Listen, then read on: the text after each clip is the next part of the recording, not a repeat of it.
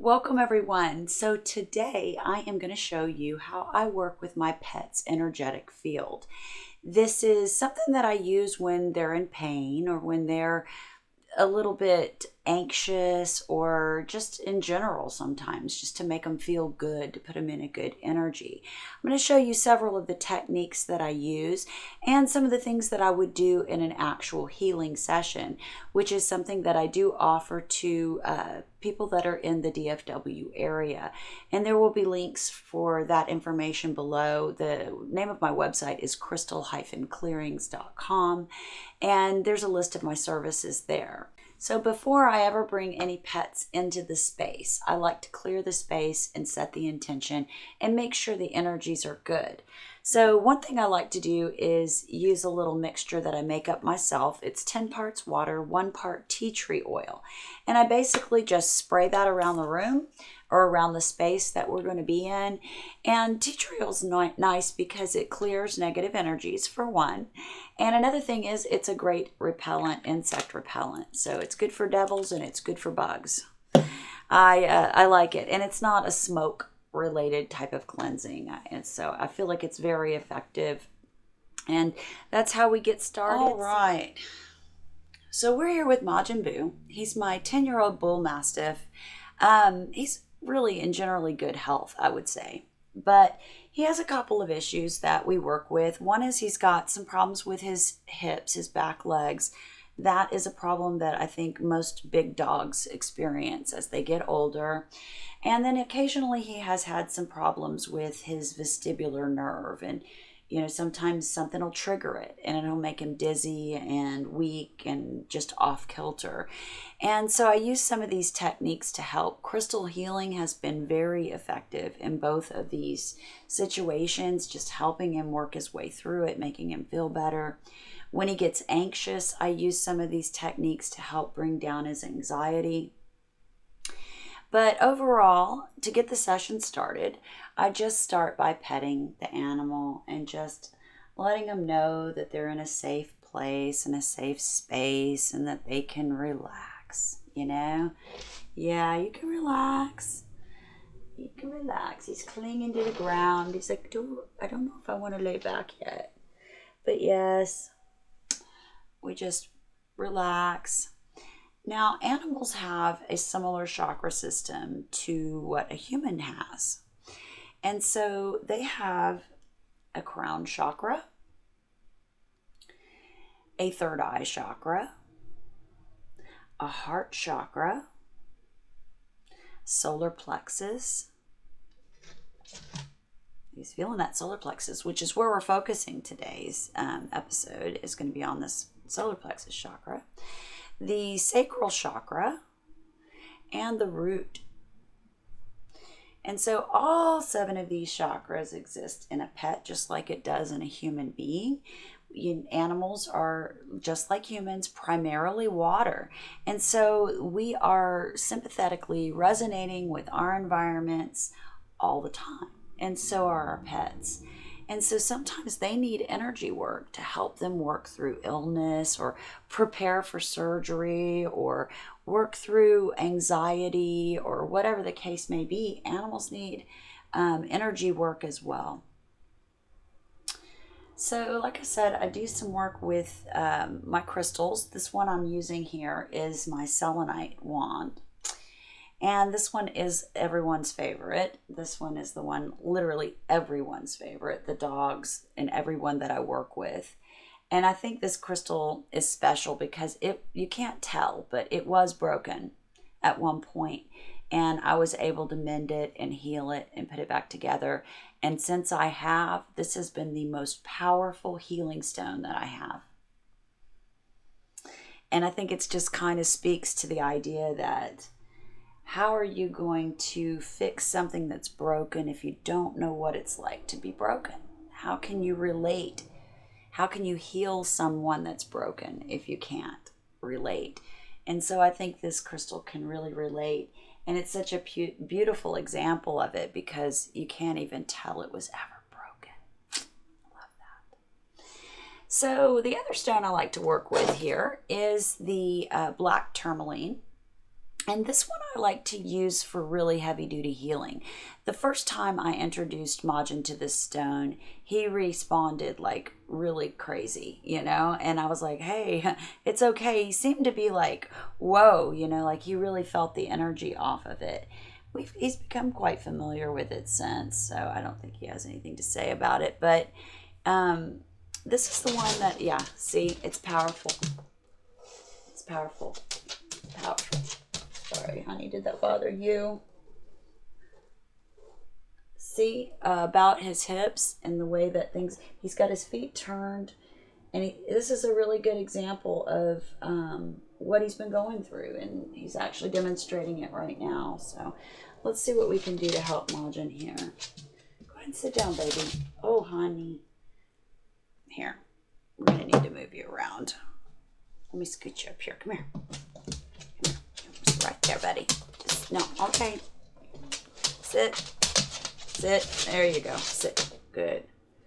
All right, so he's got a little bit of pain in his hips. And so I'm going to go in there and just give him a little gentle massage. I found it. Yeah. Give him a little gentle massage and help him out here just a little bit. Yeah. And as night comes on, he seems to, when he has issues, it seems to get worse as the day progresses. So I'm just gonna, you can't see what I'm doing back here, but I've got my Tourmaline high back over here. Yeah, so I'm gonna just go ahead and work this Tourmaline on his back end. Okay. And try and give him a little bit of relief. I don't know if y'all can see. I wish you could see how, when I wave this over, how his back kind of twitches and everything. So yeah, I was noticing before he got started that, he wasn't exactly, like he was standing a little weird. And that's one of the things that I notice when his hips start really hurting, is that he starts standing weird. And so let's see if we can get him straightened out here. There we go, buddy. Can you come here? Let's walk it off. Come on. Come here. Can you walk? Come on. Come on. There we go. Yeah, there we go. Let's see. How's that feel? Is that feeling better? I'm going to try this again now. Okay, you want to try that again? He's like, I don't know. So I feel like it has an effect, and they feel that energy and immediately, and it starts to have an effect on the frequency of whatever's going on in an area that's in pain. And so I'm just going to finish it off here with this black stone, and then we're going to move on to the next crystal. But we're going to move all the way up the spine with it. Yeah, he's just not liking the way that frequency feels on certain areas, and I think that's because there's sensitivity in those spots. Yep, there's sensitivity in those spots. Okay, so I'm going to show you, we'll go back to this crystal. You want this one? You want to do this one again? Okay, this one's cool. This one's all right. So we're going to go back to the selenite crystal and just pass it gently into his energetic field. Try and bring in some healing energy into this area. Bringing it in. Yeah. Bringing it in. Majin Buu and his crystal healing. All right, and then the other thing I like to do, and I never do this with other people's dogs, but I can with Majin because I know that he isn't going to, eat the ball or anything. But I just want to say to everyone, if you're doing crystal healing with your pet, to be sure not to have anything that they can get in their mouth and swallow. So don't leave anything small around that they could get, like think as a ball like this and, choke on it. They could potentially choke on it. So I never leave these things around, and I know I can work with Majin's energy with this one. So Amazonite is a very loving and beautiful kind of energy, a beautiful frequency. And so I love to use this Amazonite just to help bring in some healing, loving frequency. See, he doesn't mind this one or the selenite. It's just that black one. And I think that black one is just has a very, very strong frequency. Come here. Sit down, baby. All right. So let me turn him just a little bit. Can you come over this way? Come here, baby. Are you want to lay down? Yeah, go ahead, lay down. That's great. That's wonderful. I'm going to try to move him. I just don't want to hurt his back. Come here, buddy. Oh, boy. There he is. There he is. He's a baby. He's got baby energy right now. I want to be a baby. I want to be a baby. All right. So this is a part where I just kind of fan off their energies and just kind of make sure everything's clear and bring in some good healing energy. It feels good to get fanned. It feels so good. It feels so good. Yeah. He's showing off again. Oh, we broke my feather. We broke my feather again. It was already broken, so that's no big deal. All right, so one more thing I would like to do before we finish is play the bowl for Majin and see if we can bring his solar plexus into a good frequency, which is right in here.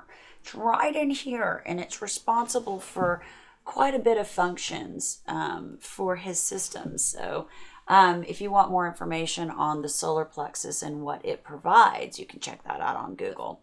For the last part of the session, I'm going to play a crystal bowl. Majin Buu loves the solar plexus bowl more than any other bowl. He loves it. So we're going to play that one and see how it goes for him. Bring his solar plexus into alignment.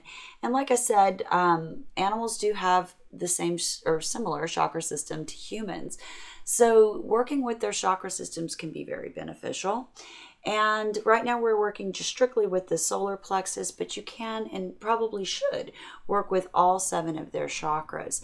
And I'll be doing more videos in the future on this, so be sure and subscribe. I'll be working with each one of the chakras.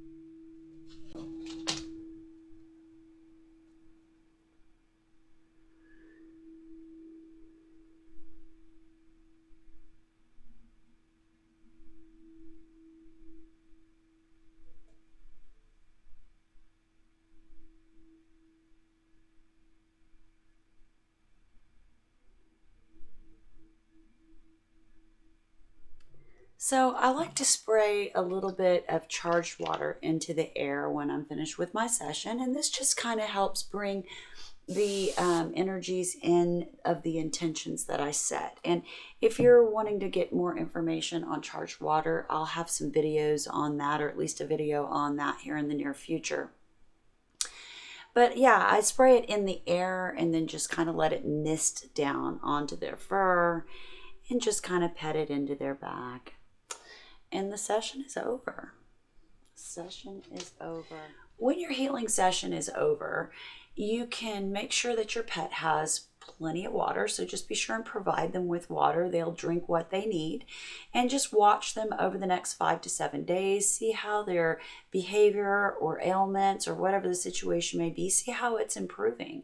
And then if you need to repeat the session, you can do it sooner than a week. But I usually do these sessions about once a week. All right.